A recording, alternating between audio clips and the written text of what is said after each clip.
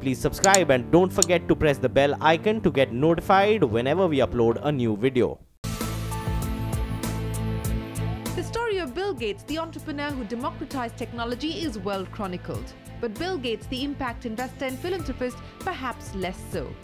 The Bill and Melinda Gates Foundation, the world's largest private foundation, was set up in 2000, and as of December 31st, 2016, the foundation trust has an endowment of $40.3 billion. In fact, total grant payments since inception through Q4 of 2016 stand at $41.3 billion. The mission of the Gates Foundation is all lives of equal value. In fact, Bill and Melinda call themselves impatient optimists working to reduce inequity. So I decided to visit the Bill and Melinda Gates Foundation in Seattle to sit down with Bill Gates to talk about the Giving Pledge and his passion and desire to give back to society. We also talked about issues that capture headlines today, from the possibility of a trade war to the need for data privacy regulation, and of course, his thoughts on India.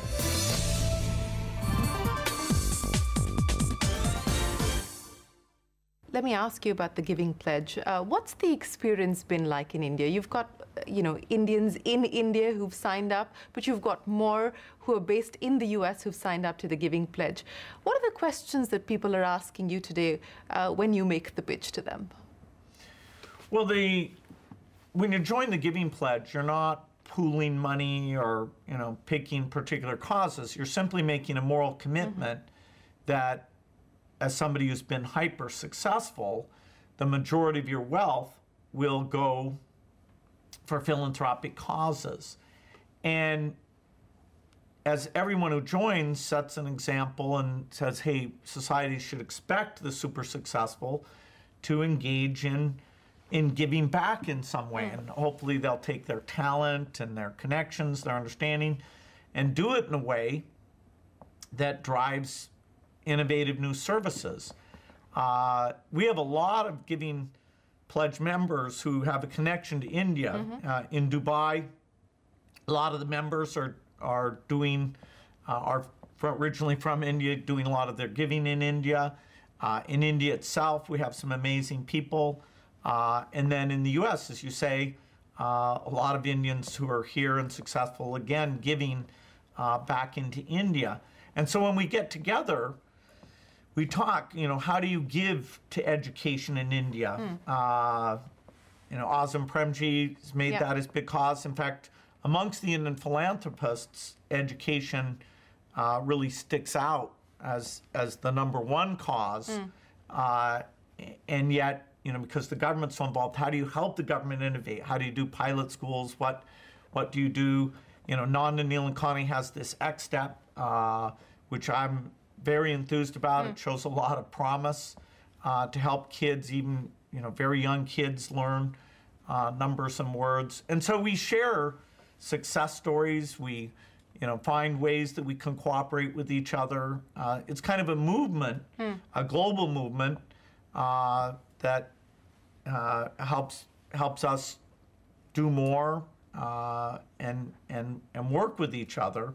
Then India has its own group of the India Philanthropy Initiative, which is a meeting that's done every year, and I've been at most of those. I'm missing the one this year, but that's always been inspiring in terms of new people coming in and making commitment to philanthropy and sharing exactly what they're seeing.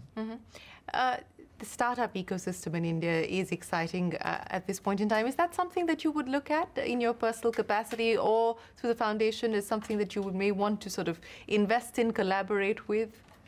Well, the foundation, whenever you have new agricultural tools, animal vaccines, better seeds, we on the vaccine side have been a primary funder of a lot of the work by the Indian vaccine companies to encourage them to do new products. We did one of our first big projects was the meningitis A vaccine, which was with Serum, and now we've done things like that with about 6 different manufacturers. So whenever it fits the foundation's goals, then we look for the startups and want to help them. But that's purely philanthropic.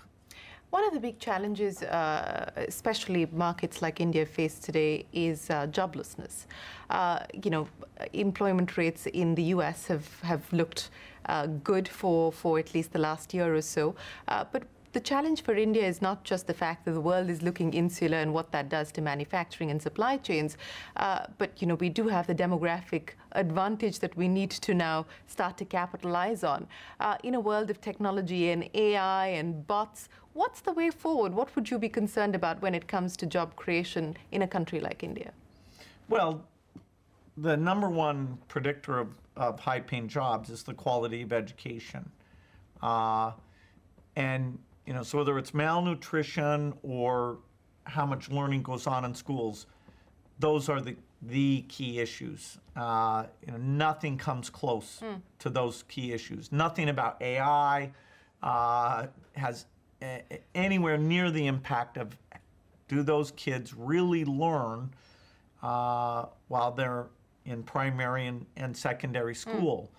India over time has developed, even at the university level, a lot of private and public universities that are quite good. And so, you know, are they admitting people on merit? Are they allowed to be innovative? Particularly, what are the policies against those private universities? I'd say that's also more important than anything about AI. Is that higher education level, you know, is the capacity being built, and you avoid a lot of regulations that make it unattractive for that capacity to double or triple, which is, you know, get into the range of what India needs.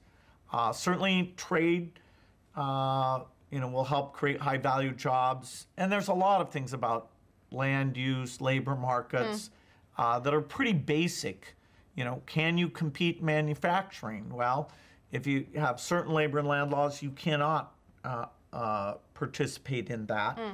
And so if people really care about jobs, they'd really focus on that, you know, perhaps freeing up some of the states to move faster. You know, China does this a lot, where they'll take a policy area that's kind of a national area and they'll free up some regions, and based on that, they'll see if that's the right thing for the country as a whole. So India, because it's lucky enough to have this growing youth population, there are so many things that can be improved that will make sure that the issue is the quality of labor. You know, one of the challenges that we face, not just in India, but specifically in India at this point in time, is the stigmatization of capital. And you know, post-2008, the world went through this phase where governments responded with more regulation, and industry responded with, you know, a discussion or a debate on capping CEO salaries and so on and so forth. Do you believe that there is a need for not just legislating or mandating a change in corporate behavior, which is what we've done in India, for instance, by bringing in a 2% CSR spend mandatorily, but a change in corporate behavior? I mean, you know, your friend Warren Buffett's talking about the fact that move companies away from quarterly reporting so that they actually focus on the long-term good. What's the way forward, and what are your thoughts on that? Well, the private sector is where you're going to see almost all of the innovation, almost all of the job creation. There are sectors like justice, policing, most of education, where the government is the primary provider. But even in, say, healthcare, you know, it's likely that in India, most of the new capacity, well-run capacity, will come from the private sector.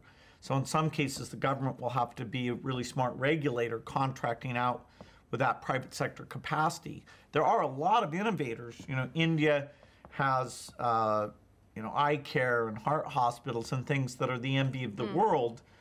So when the private sector is given the right incentives, you know, given the scale of demand, you know, some good things can happen.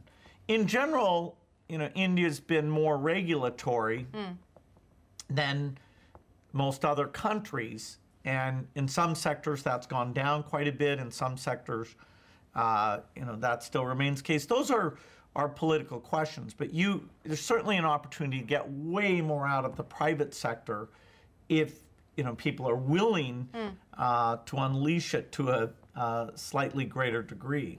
Oh, that's India specific, but globally, I mean, what changes would you like to see in corporate behavior, for instance? Do you think, for instance, that this move towards not focusing or obsessing with quarterly reporting is a good idea?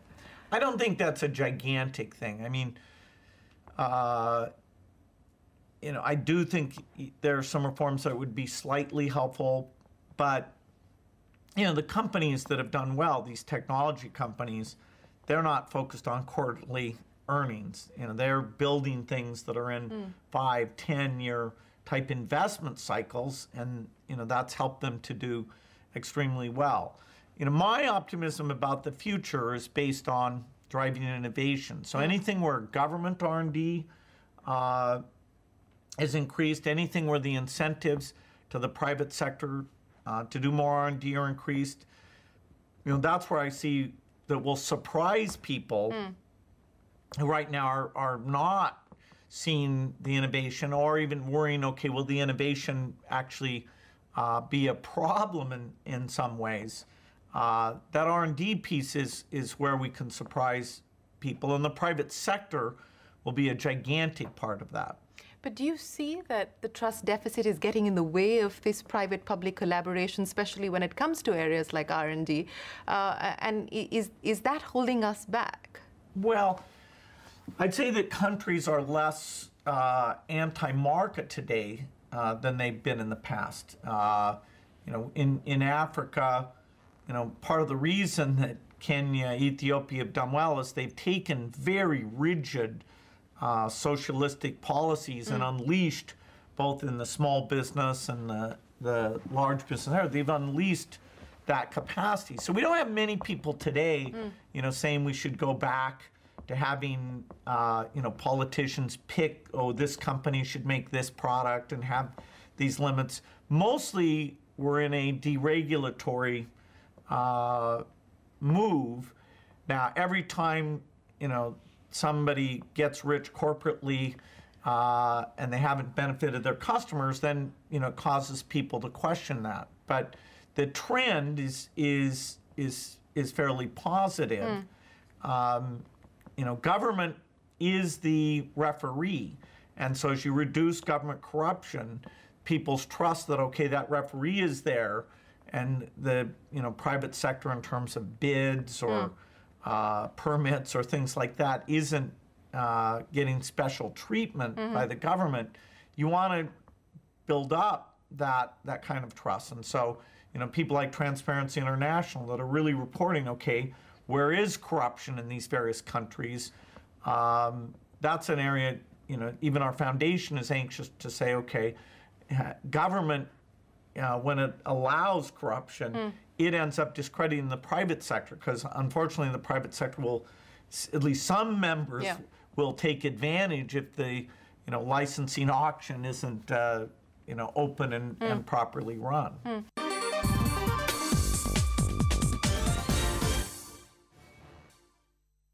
Let me then talk to you about current issues. We're in the midst of tariffs and retaliatory tariffs, with the US imposing tariffs, China responding, the EU is in on it as well, including India.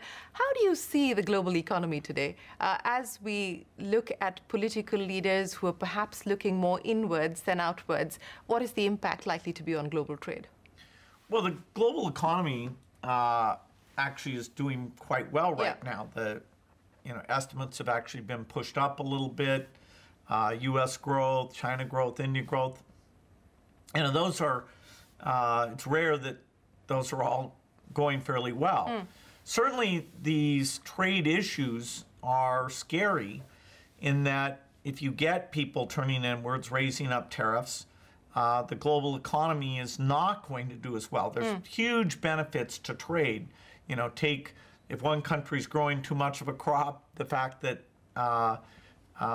you can, send it, say, to Africa where it's needed. Otherwise, when you get a bumper crop, then you get a price collapse because you don't have that global demand. And so agriculture's been an area where a number of countries, including India, had to think, okay, how willing are they to be a part of that global trading system.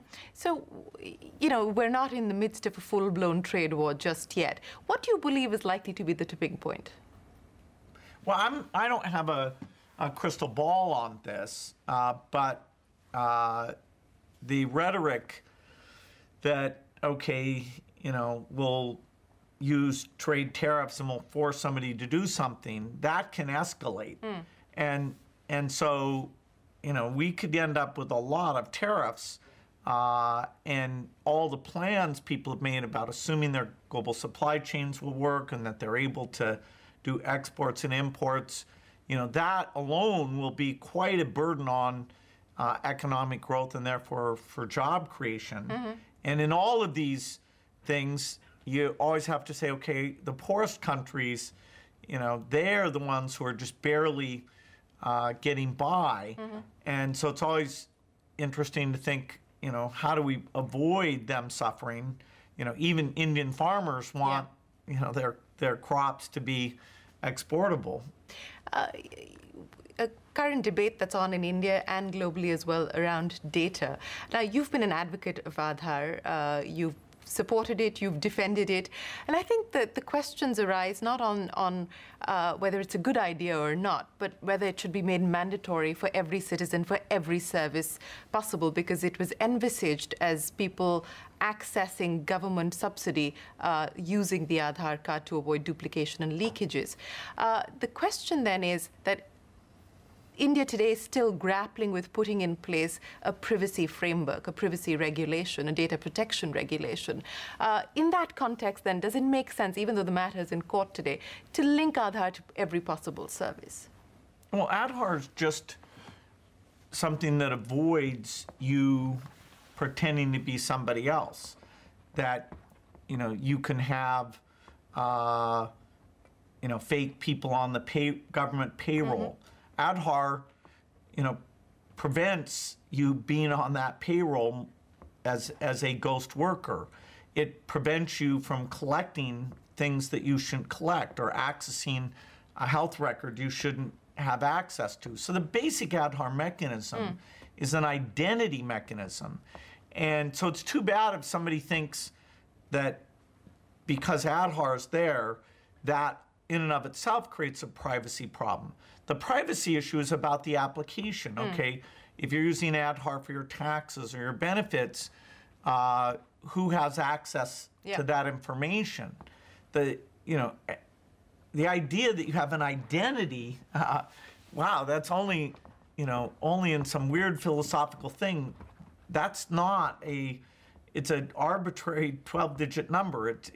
It's the policies for the application who can see the land registry, who can, you know, certainly things like voting privacy or medical record privacy, you know, everybody agrees that's super important. Tax records, okay, you know, people will vote, you know, how visible should corporate, what they pay or don't pay, or, you know, individual taxation, is there visibility about those things? So it's strange to see what are legitimate privacy issues being turned into that you should be able to, you know, still have ghost workers on the payroll, that there's a right to have duplicates, you know, which has cost so much money and so much credibility.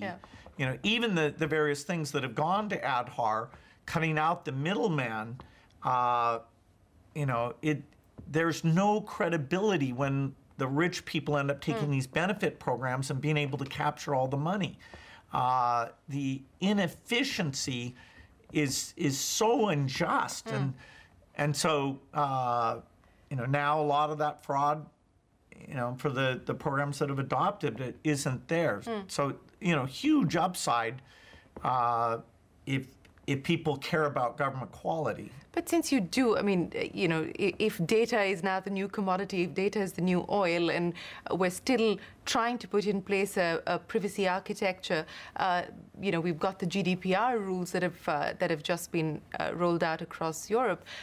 What's your sense on regulation and its impact on the way we deal with technology in light of the new regulations? Well, certainly there will be privacy regulations about your medical record, your tax record, those things, that's all, you know, an absolutely fine thing.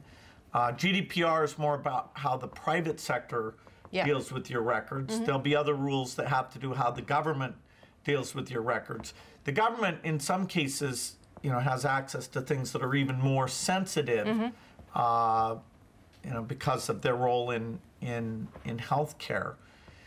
So I don't see appropriate regulation as slowing down if people are rational about it. It won't slow down the adoption of these digital tools.